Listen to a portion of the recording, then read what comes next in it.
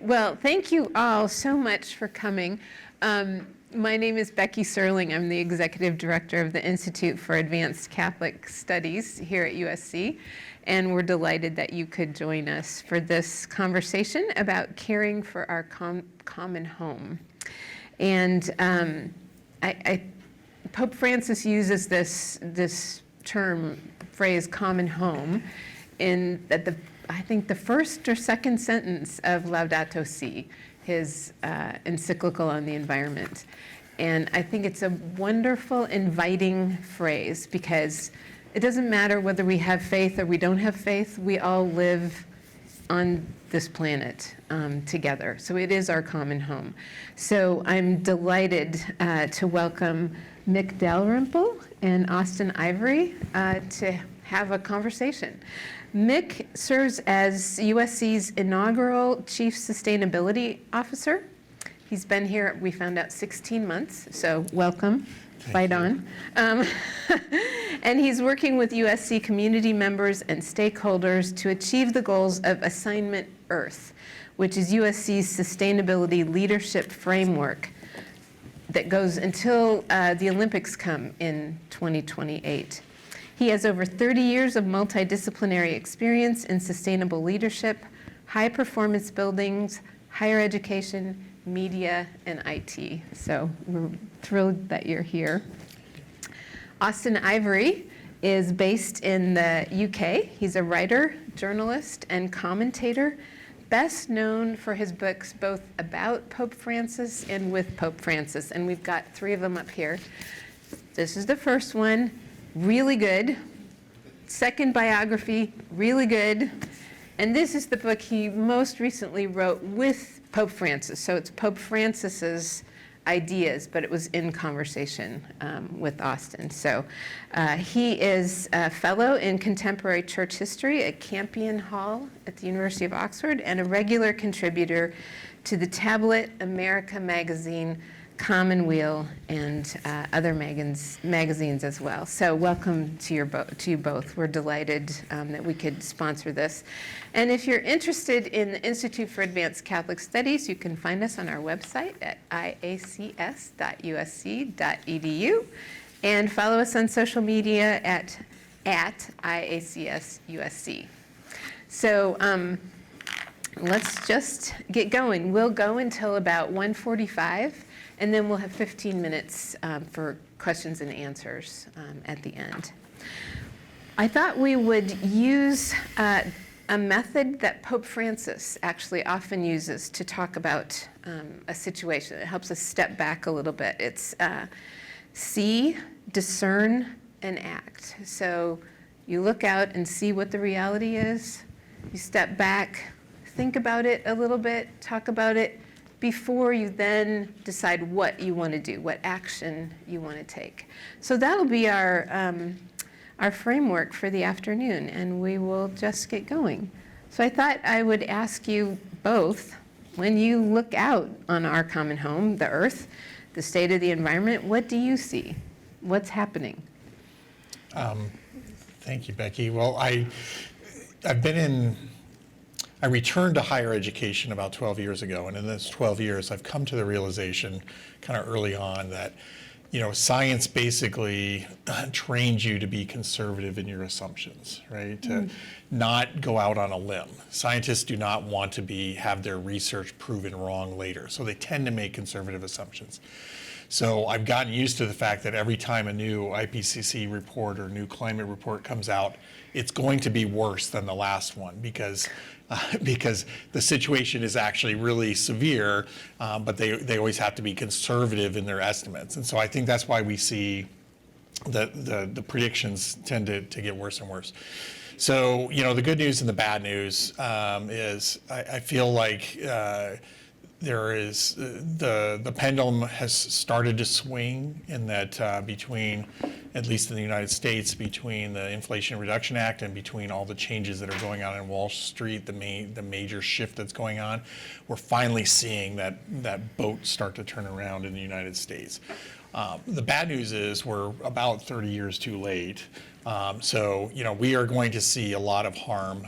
We are already seeing a lot of harm, but we're going to see much, much more harm. And probably the major thing that I'm concerned about is the discontinuity that with the system being out of balance, you no longer can use past experience to really predict the future and what's going to happen. So I think we're going to have a lot more unpredictability coming up. The other part of that, though, is that everything that we do now is going to help lessen that harm that's coming.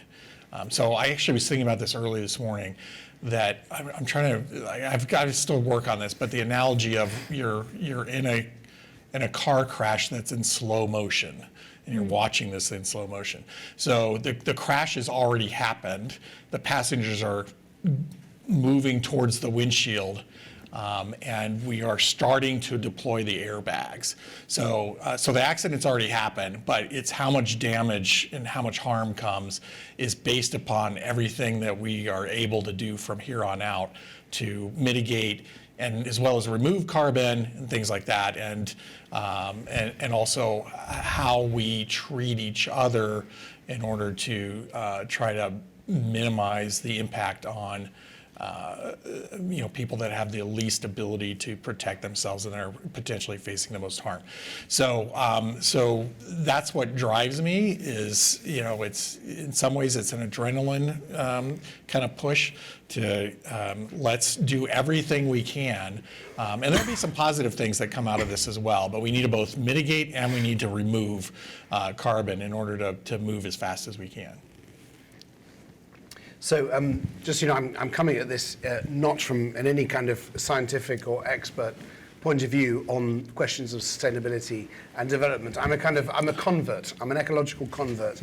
And I was converted, I think slightly before, but this really helped, this document of Pope Francis's in 2015 called Laudato Si. And when I read it, it just rang deeply true to me.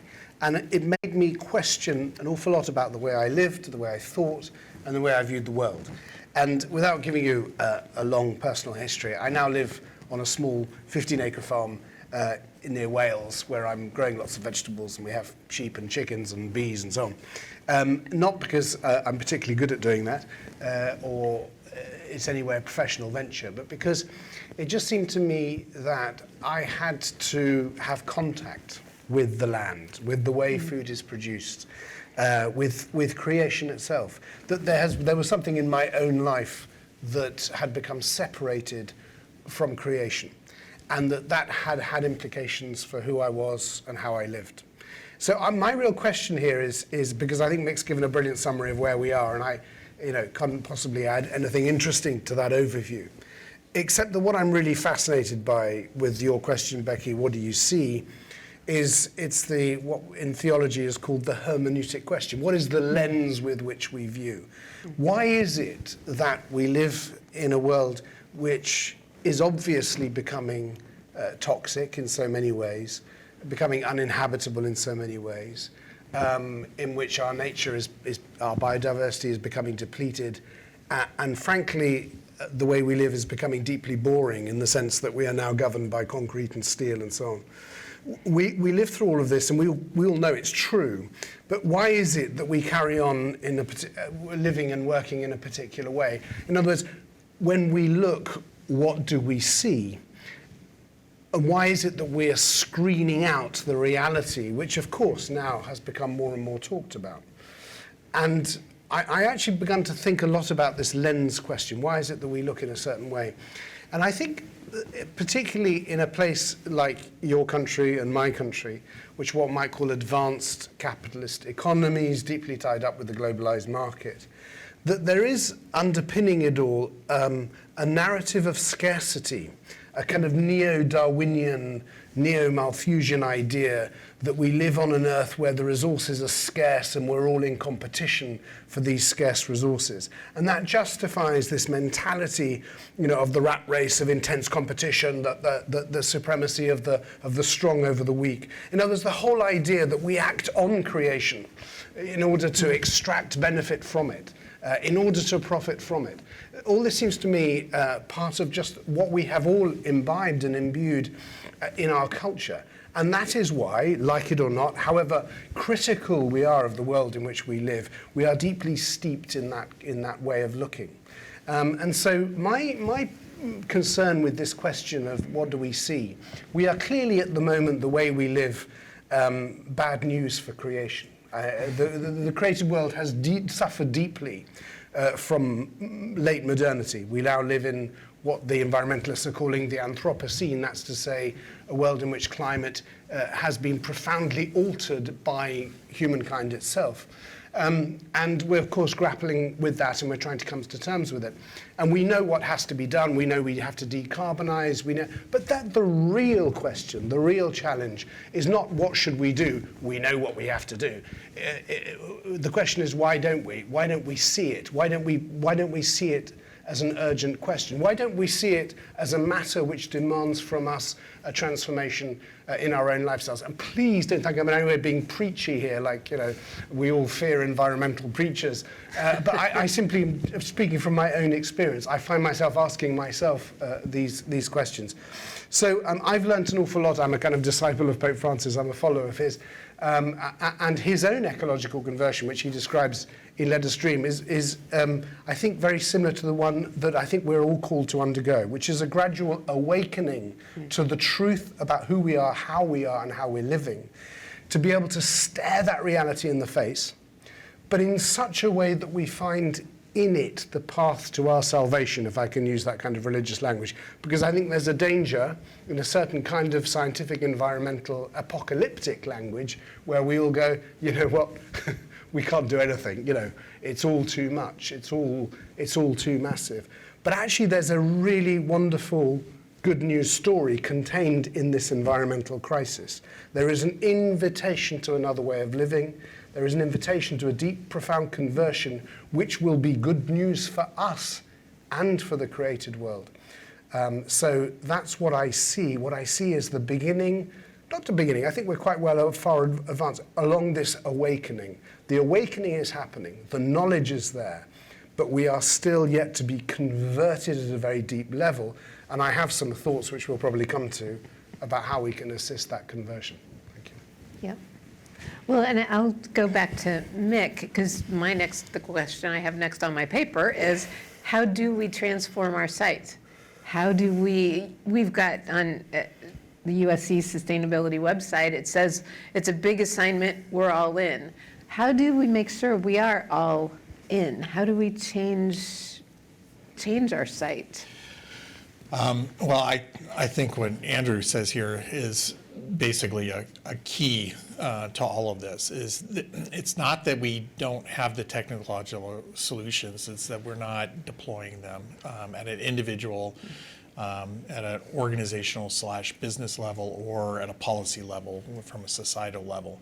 And so the biggest weak link in the climate movement is that motivation. What is the motivation? So I think you have to look at what is it that motivates people. And you get into behavioral psychology, and there's all sorts of different theories of different types of things that motivate people. And I don't think there's one solution that fits all. I think different people behave in different ways, rationally and irrationally, and different levers actually, work for different people in different ways. I think, to what Andrew says, we've been steeped in this idea for so long about the right system and about, GDP growth is good. And, I remember the first real sustainability conversation I can remember was when I was an undergrad, and it was a woman that I was dating. She was an economist, and I was an electrical engineering student. And we were walking around campus at night. This is way back in 1985, 86. And I just made a comment like, well, that, it's the whole thing of compound annual growth in GDP. That's an exponential function, right? And exponential functions become vertical slopes. So we can't continue down that road. And her response was, well, you don't think we're going to become more efficient in how we use resources? I said, well, we are, But we're talking about a vertical slope. I mean, it just can't happen. And so I think a lot of these collapses that we keep seeing in the economy and we're happening more frequently are because we are now in the very steep part of that slope, and in the system, the life ecological systems upon which we depend cannot support that. So how do we actually change that? And for me, a big driver is faith, and it's always been faith, but I've had this really hard time connecting faith to working in a more academic, scientific environment and a society that is not big on faith. Well, I mean, some aspects of the society are not big on faith. And so reading Laudato Si was this amazing, like, oh, wow, Pope Francis has actually connected all of this. This is amazing. And I think that that's really what we need to do. And I think, too, that that's what USC's role could be in this, is helping people connect to the motivation to do something different. We have tremendous cultural strengths and behavioral psychology strengths and communications and policy strengths that could help, if applied correctly, help people see the reason, the motivation to actually adopt what we already know needs to happen.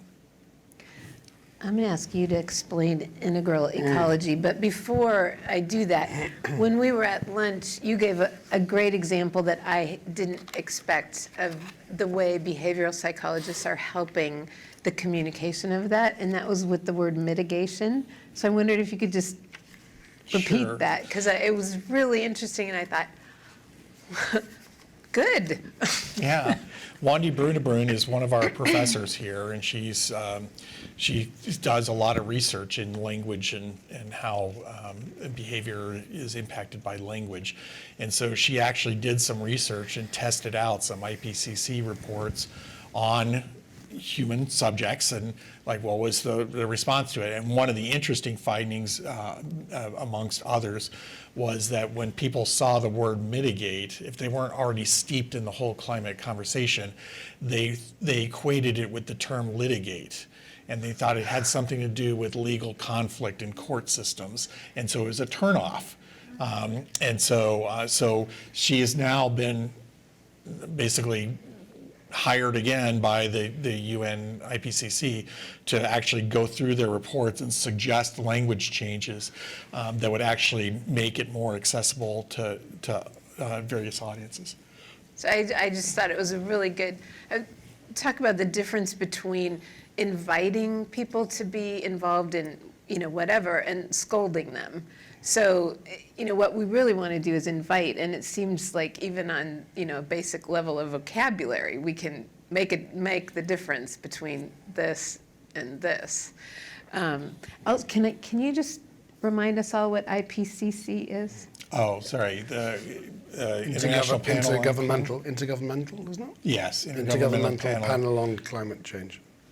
I knew it was something like that. Yeah, and they're basically, it's collections of thousands of scientists from around the world updating all of their climate models and telling us, okay, well, this is kind of where we're at and this is where we're headed and here's the different scenarios and what policymakers should do, which is something that they've added in.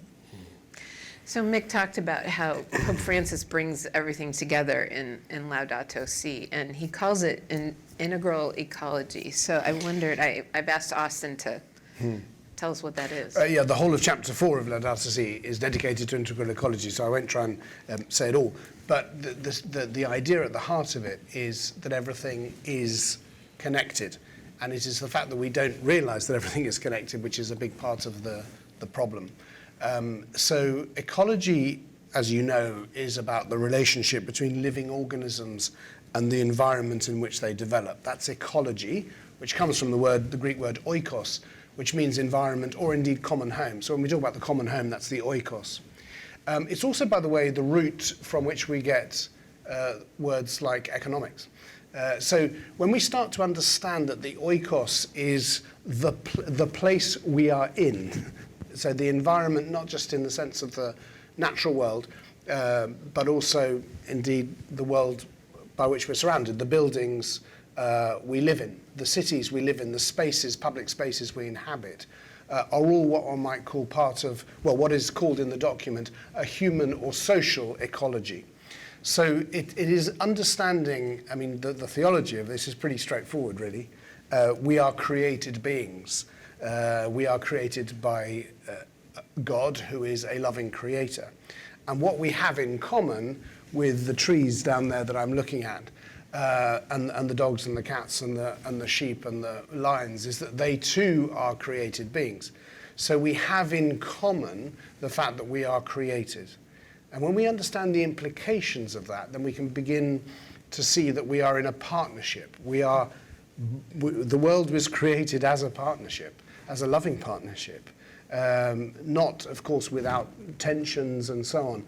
And we have life and we have death and so on. But ultimately, everything is interconnected and nothing is in contradiction. Nothing created is in contradiction. It all belongs.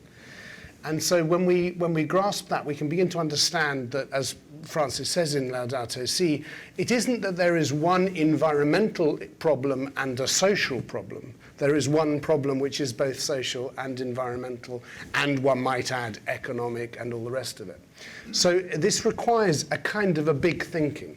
And I'm so delighted that USC is so committed to this, because I think one of the great tasks of universities is to teach that deep, broad thinking, which is so often lacking in our culture and in our marketplace. So an integral ecology understands that we are always in relationship, and how we relate to each other, how we relate to God, how we relate to our fellow creatures, human and indeed non-human, is, if you like, key to who we are and how we are on this earth. So integral ecology is an invitation to understand us as deeply interrelated beings. And the invitation, if I can put it crudely, is to care for each other, for those relationships, rather than grasp them, grab them, exploit them, instrumentalize them, commodify them. And so the big shift, the ecological conversion, is a shift from one mentality to another kind of mentality. That's the invitation of integral ecology. Yeah, I think when I think about this, not to tell personal stories either, but so to think I'm not just in relationship with my family, but I'm actually somehow in relationship with the people who are making the clothes in wherever the label says they're being made. So even if I don't know them, I am somehow in relationship. And what I understand, the more I understand about those folks, the better decisions I think I can make with something as simple as buying food or clothes. And I did think it was interesting. We were also talking about local, and we were talking about how being in relationship with the people who produce our food, which is hard in a big urban area like LA. But you had some interesting stories from the UK. So flowing on from what is integral ecology, which is this consciousness or awareness, I suppose, of our interrelatedness, I would just add one other thing which is kind of key to this, which is that once we grasp that, and it isn't, by the way, something that you apprehend simply with the mind, it's more like a heart knowledge, that actually all creatures are worthy, admirable, they have their own dignity, So creatures that aren't like us, have still their own beauty and dignity and are deserving of respect. And that I think is the big shift. So that when we're acting in the world, when we're working, producing, living, I suppose the invitation is to embrace this hermeneutic, this lens, if you like, of mercy, rather than what I would call, this is my language rather than his, but the kind of the lens of sacrifice. We live in a world where things get sacrificed. That's a lesser thing, it can be sacrificed, And so the way even that we consume food so often involves the commodification of animals. I mean, I keep 6 chickens, barnyard chicken. I mean, they have quite a lot of freedom. They cluck, they search, they scrabble in the earth, they do chickeny things. And they're really good at it, because chickens are really good, all creatures are really good at what they're created to do. And the more I've living with chickens, by the way, discovering how many phrases come from, knocking off a perch and, all that. But you realise living with chickens has gone on for a long time in humanity. And we get lots of phrases from it. But I've come to sort of understand the cycle of a chicken. So, for example, in winter, when the light gets days get very short, they stop producing eggs because they need the protein to create the feathers that they need for the winter. Okay, so you have maybe 2 months, 3 months where you get 0 eggs, and then suddenly, boom, they appear again. But why is it we don't know that, most of us? Because chickens are kept in artificial conditions, artificial light, where they have almost no room to move. And I used to be upset about that, but now that I've got chickens and I see what chickens are like and how they operate, it deeply upsets me. I won't now, buy a chicken from the supermarket because I just think of that. So I've slightly got off on a tangent there, but the point was that food. That's right. Consciousness about what we eat, how it's produced, what is proper to those creatures is, I think, a really important part of our ecological awakening. So I can really talk a lot about this, and I won't, but if you're interested, I'm fascinated by the regenerative agriculture movement, which is really taking off at the moment. And I think, one of the ways in which we who have no contact with the agricultural world, we who live in cities, can participate in regenerative agriculture is by being conscious of the food we eat and knowing how it's produced. And best of all, we can get into this if you want, having a direct relationship with the farm that produces it. So you have agrarian ways and food production being much more brought into our own consciousness, rather than at the moment we walk into a supermarket, it's in a plastic packet, you have no idea where it's been imported from, how it's been produced, it's probably tasteless and not very nutritious, and it's not important to us, we're just hungry, we eat, bomb. That's where I think some of the big changes need to take place if we are all to be ecologically converted in a way that Mick describes as being essential for meeting these goals. Well, and I think it's different. We talk about seeing what's out there and then stepping back, to think about it. Not just realizing chickens are stuck together in unhealthy for everybody ways. But, and again, Austen, you mentioned this at lunch, knowing what's behind the package. So if the eggs say, these were produced by chickens who are whatever they say, well, do I believe the package? Yeah, barn fresh. Or do I, yeah, barn fresh means nothing, by the way. What does barn fresh mean? Yeah. They've been in a barn. Yeah. And, in California, all you have to do is drive up the Central Valley and you'll see ginormous, industrial farms. But anyway, to stop and think for a minute, okay, well, how do I find out about this particular producer? How do I, do I Google it? What do I do? But just to take the time to step back and think about it. And then before I make a decision like I'm never ever eating eggs again in my life, although we may never ever eat eggs again in our life based on the price right now, but but to stop and think, how do I approach eggs? Well, and I think that, local isn't the solution to everything, but there are benefits to local. So one of my mentors, David Eisenberg, used to he would hold up a pen. He would say, you use this pen, do you have any idea what went into making it? Is it toxic, not toxic, forced labor? How far away was it shipped from? All of this stuff you don't know, but if that pen was made in your neighbor's backyard, you would not necessarily know everything, but you would probably have a tendency to know a whole lot more. So then you could make judgments as to whether or not something was good or not, because you'd have that connection, you'd have that awareness. And so I think that that's a big, part of the local is to feel that connection, to understand that connection, and be more aware. When in business school, in marketing classes, you're taught you are not marketing function. Do not market functionality. Don't talk about how something is done, anything like that. You're marketing benefits. And so our system has been set up to basically kind of hide from us how anything happens. It's just about the immediate gratification that it provides you, and what do you get out of it. And so we've been divorced by this economic system that we're in from that connection. And so, you know, I've had chickens as well. I don't now because I'm in LA. I don't have any space for chickens, but it reconnects you too. And like, it's nice just even being out in the yard with the chickens and just, you know, you start to understand their lifestyle. They're like, hey, they've got something going here. So so that I think is the key of why local tends to be better.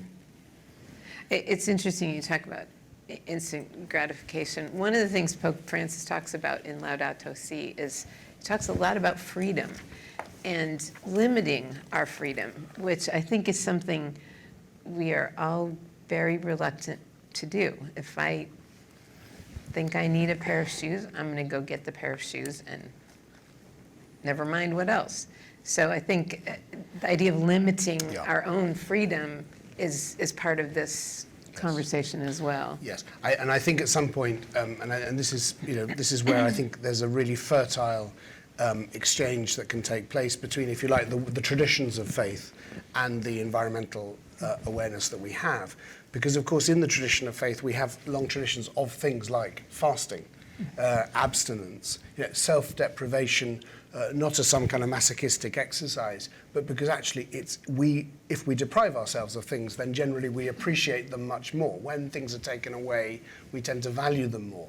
And one of the problems in a very wealthy society where everything is available fairly cheaply is that we cease to assign value to those things.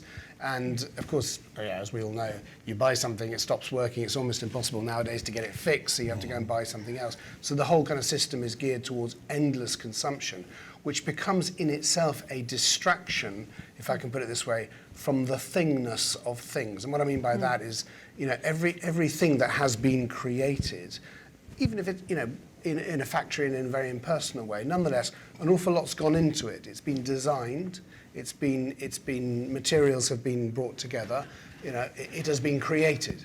And everything that is created, as it were, has a value. And yet, because we don't see the processes of creation behind it, we don't assign value to it, we treat it with contempt.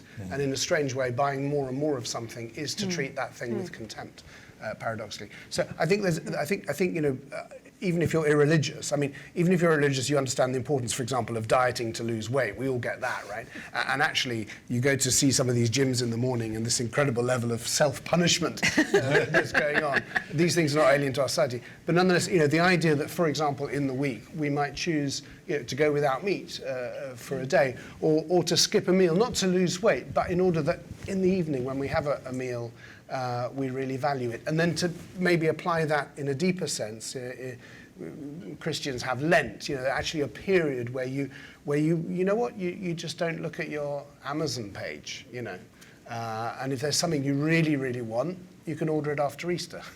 all these things are disciplines which help us to understand that consumerism is not inevitable. And thinking about how do you define freedom? Is it freedom to be able to go and buy anything, anytime, really fast, and it's there, but it may not be really what you were looking for? You don't know what's in it. You don't know who was harmed in doing it. Versus, are you more free in cooking food yourself and being able to control what goes into it and be able to know what is going into it? So I think that some of it has to do with how we've been trained to think of freedom in this certain context of consumption. And you just think about all the books there are about how to declutter, and the consulting services declutter, that people have this as a career now, as they help people declutter. So are you really free in that type of environment where you need those types of things? So anyway, just a thought. And so we've begun to move toward action, but before we completely get there, Mick, both of you, either of you, I'm wondering how you've seen groups come together, either to think about this or to take action in your experience. So one of my previous jobs was to develop partnerships between governments and nonprofit organizations and businesses to try and solve these problems that, we're really talking about is systems, right? And what's so wonderful about Laudato Si is that Pope Francis adds the spirituality and the religious aspect of that system, but in academic terms we call it systems thinking, right? So so I have seen a lot of partnerships, and it's about creating, like we were talking about over lunch, is it's not always structures. Sometimes it's just relationships between these different organizations to keep things a little bit loose, to try to accomplish something, try to come up with a solution that meets everybody's different needs. But I have specifically related to faith, I've seen a couple of things. One was the EPA for quite a while had a faith-based initiatives and neighborhood partnerships office. And they actually worked with one of my colleagues at my previous institution, was one of their partners in actually helping houses of worship become more energy efficient, helping them get energy audits, helping them motivate to raise funds to put solar on their congregation houses. And that was, I'm really actually pretty depressed to find that program doesn't exist anymore, or else maybe it's been morphed into something else and absorbed somewhere else within the government. But that was really good. And then the Interfaith Power and Light is another organization that has worked to try to raise climate awareness and climate action specifically within faith-based organizations. And then I ran into somebody that was actually introduced to me by somebody that used to work with the UN.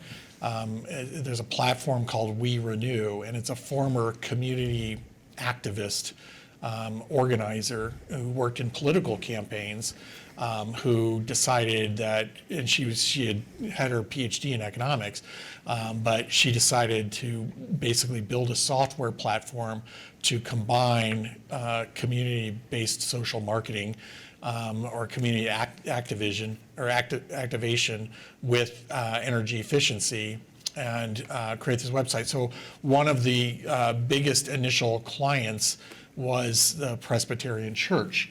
And so the whole thing is organized where people make individual pledges within small teams of 5 people within a parish. And then all of this rolls up all the way to the national level. So you can actually see and help each other take climate action, reduce your energy use at these small group levels, but then also the motivation all the way up to the roll up of the national organization. So it's really good to see these different things and this connection over what sometimes can be a little bit of a chasm between government and faith-based and nonprofits and things. Yeah, I'm thinking about Pope Francis's emphasis on relationships in Laudato Si, not just among, recognizing that we're all created by God. But I have a friend who's been very involved in ecumenical relations with the Vatican and the World Council of Churches. And he says, absolutely, everything starts at the level of friends. And so if we become friends with folks, even who disagree with us, we have time to sit and listen. And if you're my friend and you go to a different church or you have a different idea about carbon or something, if we're friends, I'm likely to stick up for you because I care about you, even if I disagree with you. So I think the idea of friendship and relationship is also important in this arena. Yeah. No, I mean, I'd say the key thing here, for whether we're talking about churches or major universities, once it becomes an issue that certain activists care about, and everybody else can say, oh yeah, they're the ones who care about that. And we care about the environment because we've got this group. In a parish, for example, we have a group, if the group meets on a rainy Thursday night to discuss climate change, that's it. Our parish is committed to the environment. And we have to move from seeing this as a social issue that some people care about to something that involves all of us very deeply. So whatever our values, whether those values are rooted in faith, or as with so many young people nowadays, there's just this deep awareness of it and that things have gone wrong and need to be put right. There is a value there. And the reason that it's important to talk about value is that we use the word values a lot. Value has a meaning. It means what we regard as being of value, which isn't, by the way, necessarily what is expensive. And so in many ways, we have an economy where the things that are of very little value are often very expensive, and the things that are deeply of value are very cheap. And that's a big problem.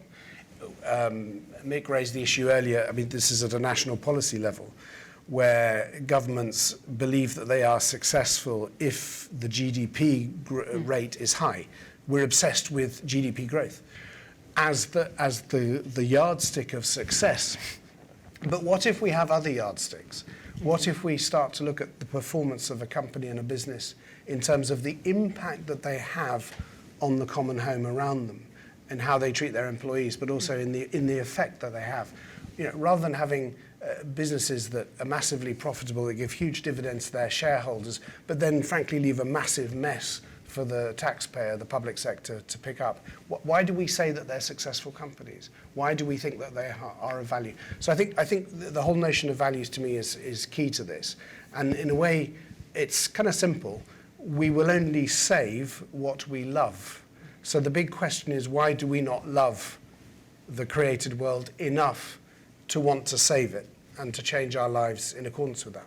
So to me, that's the question. How do we learn to love what is truly of value, that we really want to save it? And my answer to that question is through contact with it.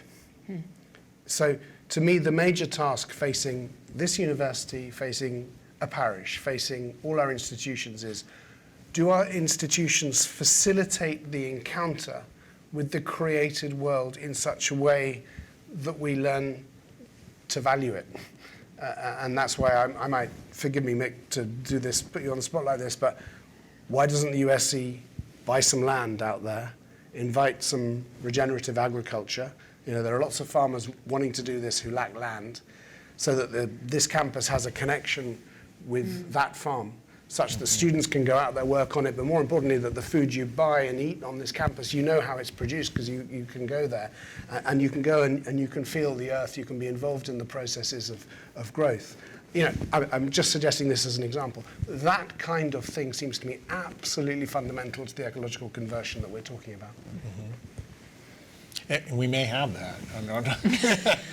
But what we do have is... He just said yes to that, by the way. We do have two it. gardens on campus, and if anybody's interested, and one's the Parkside Garden, and then the other one is I'm forgetting we named it after the Peace Garden, yes, which is probably that's the really kind of active one that's got a lot going on, and so always looking for things like that. And how do we get as many people involved as possible in that? Because it does take a significant amount of resources to make it all work. How do you make sure that it's not the same 15 students, that there's actually hundreds and hundreds of students that are filing through there and actually getting involved in it? Yeah. Make it as part of the courses that you spend some time in the Reg Ag farm owned by USC. Yeah. I can see it all quite clearly. Yeah. We'll come back and have you bring chickens Thank and you. sheep. I'll be your chicken advisor. That would be